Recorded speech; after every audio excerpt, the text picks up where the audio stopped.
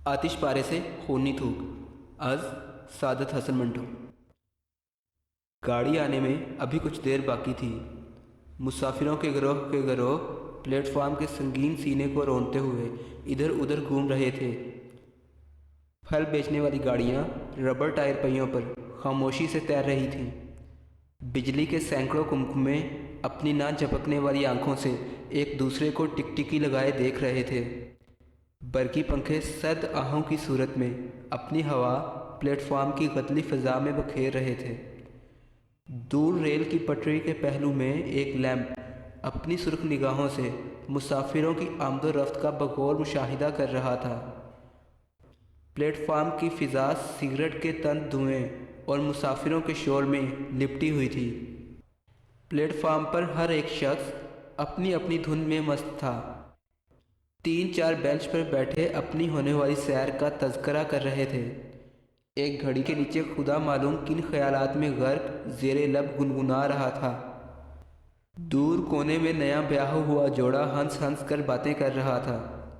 खावंद अपनी बीवी को कुछ खाने के लिए कह रहा था, वो शर्मा कर मुस्कुरा देती थी।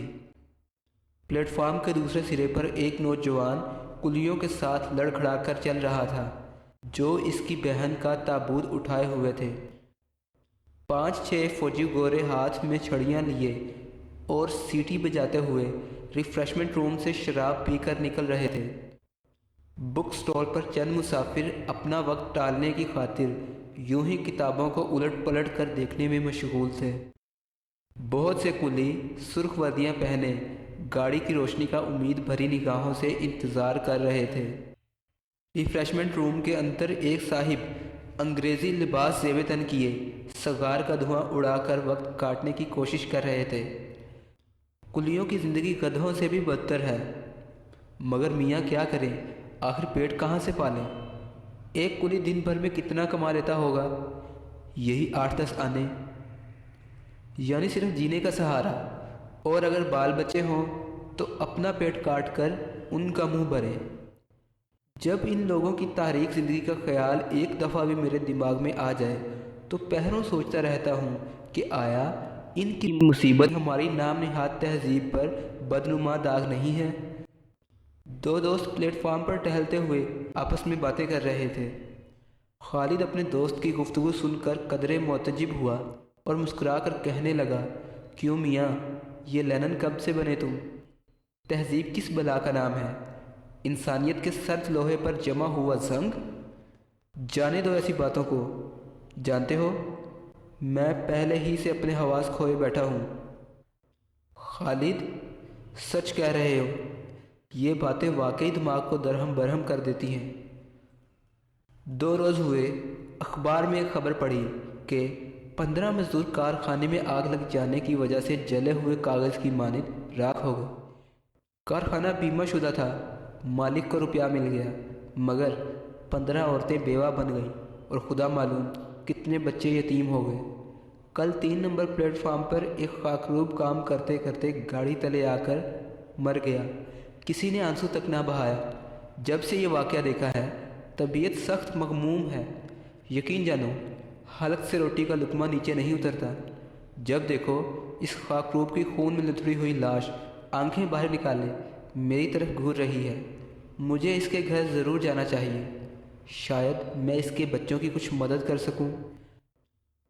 खालिद मुस्कुराया और अपने दोस्त का हाथ दबाकर कहने लगा, जाओ 15 मज़दूरों की बेकस बीवियों की भी मदद करो। ये एक नेक और मुबारक जज्बा है, मगर इसके साथ ही शहर से कुछ फासले पर चंद ऐसे लोग भी आबाद हैं जिन्हें एक वक्त के लिए सूखी रोटी का निस टुकड़ा भी मुयसर नहीं। गलियों में ऐसे बच्चे भी हैं जिनके सरों पर कोई प्यार देने वाला नहीं। ऐसी सैकड़ों औरतें मौजूद हैं जिनका हुस्न गुर्बत के कीचड़ में गल सड़ रहा है। बताओ तुम किस किस की मदद करोगे? इन फैले हुए हाथों में से किस किस की मुट्ठी भरोगे? हज़ारों नंगे जिस्मों में से कितनों की सतर पोशी करोगे? दुरुस्त कहते हो खालिद, दुरुस्त कहते हो। मगर बताओ, इस तारीख आंधी को किस तरह रोका जा सकता है? अपने हम जिन्स अफराद को ज़िल्लत की ज़िंदगी बसर करते देखना, नंगे सीनों पर चमकते हुए बूटों की ठोकरें खाते देखना, سخت بھیانک خواب ہے۔ واقعات کی رفتار کا نتیجہ دیکھنے کا انتظار کرو۔ یہ لوگ اپنی طاقت کے باوجود اس طوفان کو نہیں روکتے۔ خود اعتمادی نے انہیں برداشت کرنا سکھا دیا ہے۔ چنگاڑیوں کو شعلوں میں تبدیل کرنا آسان ہے، مگر چنگاڑی کا پیدا کرنا بہت مشکل ہے۔ بہرحال تمہیں امید رکھنی چاہیے، شاید تمہاری زندگی میں ہی مصائب کے یہ بادل دور ہو جائیں۔ میں یہ سہانا وقت دیکھنے کے لیے اپنی زندگی کے بقایا سال نظر کرنے کو تیار ہوں۔ کاش یہی خیال باقی لوگوں کے دلوں میں بھی موجود ہوتا، مگر یار گاڑی آج کچھ دیر سے آتی معلوم ہوتی ہے۔ دیکھو نا، پٹری پر روشنی کا نام و نشان تک نظر نہیں آتا۔ خالد کا ساتھی کسی گہری فکر میں غوطہ زن تھا، اس لیے اس نے اپنے دوست کے آخری الفاظ بالکل نہ سنے، اور اگر سنے تو کچھ اور خیال کر کے کہنے لگا، واقعی یہ خیال پیدا کرنا چاہیے، اور اگر چھوڑو میاں اب اس فلسفے کو، کچھ پتہ بھی ہے گاڑی کب آنے والی ہے؟ خالد نے اپنے دوست کو بازو سے پکڑتے ہوئے کہا۔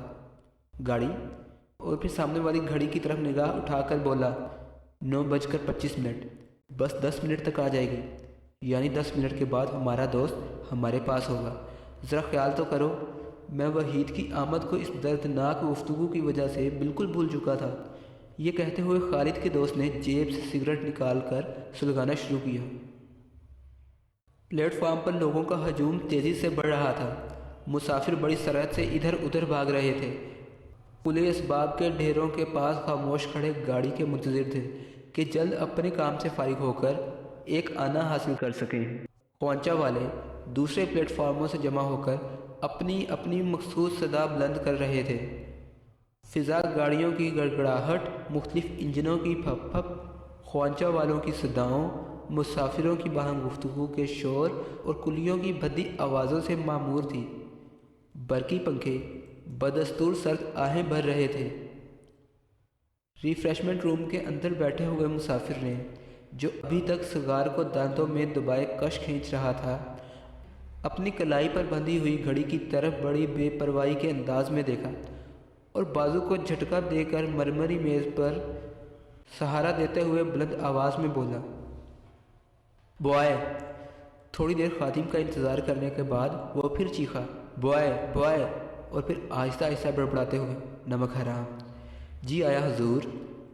دوسرے کمرے میں سے کسی کی آواز آئی، اور ساتھ ہی سفید لباس پہنے ہوئے ایک خادم بھاگ کر اس مسافر کے قریب مودب کھڑا ہو گیا۔ حضور، ہم نے تمہیں 2 دفعہ آواز دی، سوئے رہتے ہو تم لوگ شاید۔ حضور میں نے سنا نہیں، ورنہ کیا مجال ہے کہ غلام حاضر نہ ہوتا۔ غلام کا لفظ سن کر مسافر کا غصہ فرو ہو گیا۔ دیکھو، درجہ اول کے مسافروں سے یہ بے رخی اچھی نہیں۔ ہم تمہارے بڑے صاحب کے بھی کان کھینچ سکتا ہے، سمجھے؟ جی ہاں، ایجنٹ کے، وہ ہمارا دوست ہے۔ خیر، دیکھو تم ویٹنگ روم میں جاؤ اور ہمارے کلے سے کہو کہ وہ صاحب کا تمام اسباب پلیٹ فارم پر لے جائیں۔ گاڑی آنے میں صرف 5 منٹ باقی ہے۔ بہت اچھا حضور۔ اور ہاں، ہمارا بل دوسرے آدمی کے ہاتھ بھجوا دو۔ بہت اچھا صاحب۔ دیکھو، بل میں 555 نمبر سگریٹ کے ایک ڈبے کے دام بھی شامل کر لینا۔ 555 نمبر کا ڈبہ، خیال رہے۔ بل اور ڈبہ گاڑی میں لے کر حاضر ہو جاؤں گا۔ وقت تھوڑا ہے، جو مرضی میں آئے کرنا، مگر اب تم جاؤ اور جلدی ہمارے کلی کو اسباب نکالنے کے لیے کہہ دو۔ مسافر نے یہ کہہ کر ایک انگڑائی لی اور میز پر پڑے ہوئے شراب کے گلاس میں سے آخری گھونٹ ایک ہی جرعے میں ختم کر دیے۔ گیلے ہونٹ ایک بے داغ ریشمی رومال سے صاف کرنے کے بعد وہ اٹھا اور آہستہ آہستہ دروازے کی طرف بڑھا۔ صاحب کو دروازے کی طرف بڑھتے دیکھ کر ایک خادم نے جلدی سے دروازہ کھول دیا۔ مسافر بڑی رونق سے ٹہلتا ٹہلتا پلیٹ فارم کی بھیڑ میں گم ہو گیا۔ دور ریل کی آہنی پٹریوں کے درمیان خیرہ کن روشنی کا ایک دھبا نظر آ رہا تھا، جو آہستہ آہستہ آس پاس کی تاریکی کو چیرتا ہوا بڑھ رہا تھا۔ تھوڑی دیر کے بعد یہ دھبا روشنی کی ایک لانبی دھار میں تبدیل ہو گیا اور دفعتاً انجن کی چندھیا دینے والی روشنی ایک لمحے کے لیے پلیٹ فارم کی کمکموں کو اندھا بناتے ہوئے گل ہو گئی۔ ساتھ ہی کچھ عرصے کے لیے इंजन के आहनी पहियों की भारी गड़गड़ाहट तले प्लेटफार्म का शोर दब कर रह गया। एक चीख के साथ गाड़ी स्टेशन के संगीन चबूतरे के पहलू में खड़ी हो गई। प्लेटफार्म का दबा हुआ शोर इंजन की गड़गड़ाहट से आज़ाद होकर एक नई ताजगी से बुलंद हुआ। मुसाफिरों की दौड़ धूप, बच्चों के रोने की आवाज़, कुलियों की भागदौड़, असबाब निकालने का शोर, ठेलों की खड़खड़ाहट, ख्वांचा वालों की बुलंद सदाएं, शंट करते हुए इंजन की दिलखराश चीखें और भाप निकलने की शाशां प्लेटफार्म की आहनी छत तले फिजा में एक दूसरे से टकराते हुए तैर रही थी। खालिद, वहीद को तुमने देखा किसी डिब्बे में? नहीं तो। खुदा जाने इस गाड़ी से आया भी है या नहीं। तार में तो इसी गाड़ी का जिक्र था। अरे वो डिब्बे में कौन है? वहीद। हाँ हाँ, वहीद। दोनों दोस्त भागते हुए इस डिब्बे की तरफ बढ़े जिसमें से वहीद अपना असबाब उतरवा रहा था। रिफ्रेशमेंट रूम वाला मुसाफिर तेज़ी से फर्स्ट क्लास कंपार्टमेंट की तरफ बढ़ा। बाहर दरवाजे के साथ लगे हुए कागज़ को एक नज़र देखने के बाद दरवाज़ा खोलकर डिब्बे के अंदर दाखिल हो गया और पीतल की सलाख थाम कर कुली और अपने असबाब का इंतज़ार करने लगा। कुली असबाब से लदा हुआ गाड़ी के डिब्बों की तरफ देख देख कर दौड़ा चला आ रहा था।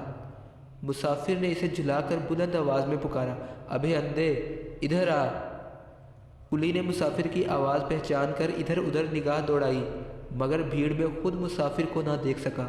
वो अभी इसी परेशानी की हालत में ही था कि एक और आवाज़ आई, क्यों नज़र नहीं आ रहा क्या? इधर इधर, नाक की सीध। कुली ने मुसाफिर को देख लिया और असबाब लेकर इसके डिब्बे के पास जाकर खड़ा हो गया। साहिब, एक तरफ हट जाइए, मैं असबाब अंदर रख दूँ? हाँ रखो, दरवाजे के साथ एक गद्देदार नशिस्त पर बैठते हुए बोला। मगर इतना अरसा सोए रहे थे क्या? खान सामे ने तुम्हें ये नहीं कहा था कि साहिब का सामान उठाकर गाड़ी आते ही फ़ौरन डिब्बे में रख देना? मुझे मालूम नहीं था कि आप किस डिब्बे में सवार होंगे। कुली ने एक भारी ट्रंक उठाकर बालाई नशिस्त पर रखते हुए कहा। यह डिब्बा हमारा रिजर्व कराया हुआ है, बाहर चिट पर नाम भी लिखा हुआ है। आपने पहले ये कहा होता तो हरगिज़ ये देर ना होती। 1 2 3 8 और 10। कुली ने असबाब की मुख्तलिफ अशिया गिनना शुरू कर दी। सामान करीने से रखने के बाद कुली ने अपने इत्मीनान के लिए एक बार रखी हुई चीज़ों पर निगाह डाली और डिब्बे से नीचे प्लेटफार्म पर उतर गया। साहिब, अपना सामान पूरा कर लीजिए। मुसाफिर ने बड़ी बेपरवाही से अपनी जेब से एक नफीस बटुआ निकाला और अभी खोल कर मजदूरी अदा करने वाला ही था कि इसे कुछ याद आ गया। हमारी छड़ी कहाँ है? छड़ी तो आपके पास ही थी। मेरे पास? बकता है क्या? वहीं छोड़ आया होगा तो। छड़ी आपके पास थी, मगर साहिब, इस सख्त कलामी से पेश आना दुरुस्त नहीं, जब मैंने कोई ख़ता ही नहीं की। कुली की ज़ुबान से इस किस्म के अल्फाज सुनकर मुसाफिर आग बबूका हो गया और अपनी जगह से उठकर दरवाजे के पास खड़ा होकर चिल्लाने लगा, सख्त कलामी से पेश आना दुरुस्त नहीं? किसी नवाब का साजज़ादा है? जितने की छड़ी है इतनी तो तेरी कीमत भी नहीं। छड़ी लेकर आता है या नहीं? चोर कहीं का। चोर के लफ्ज़ ने कुली के दिल में एक तूफ़ान बर्पा कर दिया। इसके जी में आई कि इस मुसाफिर को टांग से पकड़कर नीचे खींच ले और इसे इस अकड़ फूं का मज़ा चखा दे, मगर तबीयत पर काबू पाकर खामोश हो गया और नरमी से कहने लगा, आपको ज़रूर गलत फहमी हुई है। छड़ी आपने कहीं रख दी होगी, मुझे बताइए, मैं वहाँ से पता ले आऊँ। गोया मैं बेवकूफ़ हूँ? मैं कह रहा हूँ छड़ी लेकर आओ, वरना सारी शेखी किरकिरी कर दूँगा। कुली अभी कुछ जवाब देने ही लगा था कि इसे चंद कदम के फासले पर खान सामा नज़र आया, जो हाथ में सिगरेट का डिब्बा और छड़ी पकड़े चला आ रहा था। छड़ी खान सामा लेकर आ रहा है और आप ख्वामख्वाह मुझ पर बरस रहे थे। बको नहीं, अब कुत्ते की तरह चलाए जा रहा है। ये सुनकर कुली गुस्से से भरा हुआ मुसाफिर की तरफ बढ़ा। मुसाफिर ने पूरे ज़ोर से इसके बढ़े हुए सीने में नोकीले बोर्ड से ठोकर लगाई। ठोकर खाते ही कुली चकराता हुआ संगीन फर्श पर गिरकर बेहोश हो गया। कुली को गिरते देखकर बहुत से लोग इसके गिर्द जमा हो गए। बेचारे को बहुत सख्त चोट आई है। ये लोग बहाना भी किया करते हैं, मुंह से शायद खून भी निकल रहा है। मामला क्या है? इस आदमी ने इसे बूट से ठोकर लगाई है, कहीं मर ना जाए बेचारा। कोई दौड़कर पानी का एक गिलास तो लाए।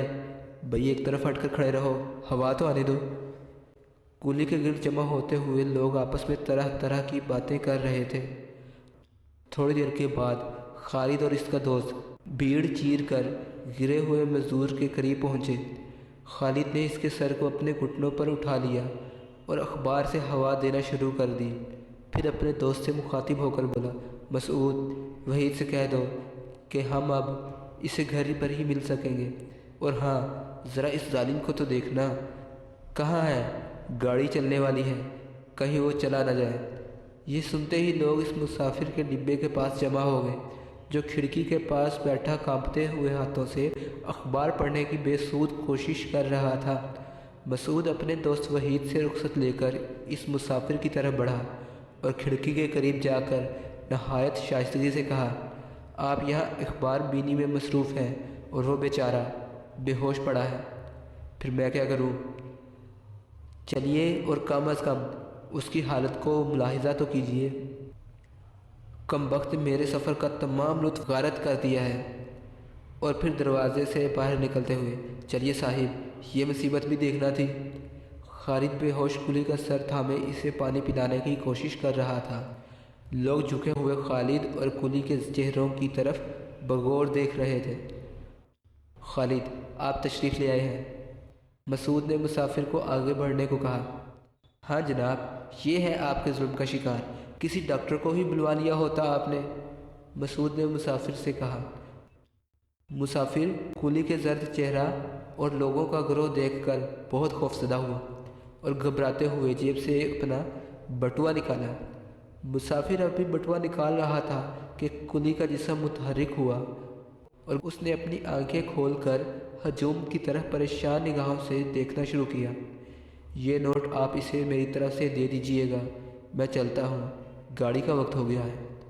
مسافر نے مسعود کے ہاتھ میں 10 روپے کا ایک نوٹ پکڑاتے ہوئے انگریزی میں کہا، اور پھر کولی کو ہوش میں آتے دیکھ کر اس سے مخاطب ہوا، ہم نے اس غلطی کی قیمت ادا کر دی ہے۔ کولی یہ سن کر تڑپا، منہ سے خون کی ایک دھار بہہ نکلی۔ بڑی کوشش سے اس نے یہ چند الفاظ اپنی زخمی چھاتی پر زور دے کر نکالے، میں بھی انگریزی زبان جانتا ہوں، 10 روپے، ایک انسان کی جان کی قیمت، میرے پاس بھی کچھ ہے جو…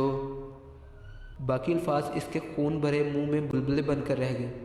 مسافر کولی کی یہ حالت دیکھ کر اس کے پاس گھٹنوں کے بل بیٹھ گیا اور اس کا ہاتھ دبا کر کہنے لگا، میں زیادہ بھی دے سکتا ہوں۔ کولی نے بڑی تکلیف سے مسافر کی طرف رخ پھیرا اور منہ سے خون کے بلبلے نکالتے ہوئے کہا، میرے پاس بھی کچھ ہے، یہ لو۔ یہ کہتے ہوئے اس نے مسافر کے منہ پر تھوک دیا۔ تڑپا اور پلیٹ فارم کی آہنی چھت کی طرف مظلوم نگاہوں سے دیکھتا ہوا خالد کی گود میں سرد ہو گیا۔ مسافر کا منہ خونی تھوک سے رنگا ہوا تھا۔ خالد اور مسعود نے لاش دوسرے آدمیوں کے حوالے کر کے مسافر کو پکڑ کر پولیس کے سپرد کر دیا۔ مسافر کا مقدمہ 2 مہینے تک متواتر عدالت میں چلتا رہا۔ آخر فیصلہ سنا دیا گیا۔ فاضل جج نے ملزم کو معمولی جرمانہ کرنے کے بعد بری کر دیا۔ فیصلے میں یہ لکھا تھا کہ کولی کی موت اچانک تلی پھٹ جانے سے واقع ہوئی ہے۔ فیصلہ سناتے وقت خالد اور مسعود بھی موجود تھے۔ ملزم ان کی طرف دیکھ کر مسکرایا اور کمرے سے باہر چلا گیا۔ قانون کا قفل صرف طلائی چابی سے کھل سکتا ہے، مگر ایسی چابی ٹوٹ بھی جایا کرتی ہے۔ خالد اور اس کا دوست باہر برآمدے میں باہم گفتگو کر رہے تھے۔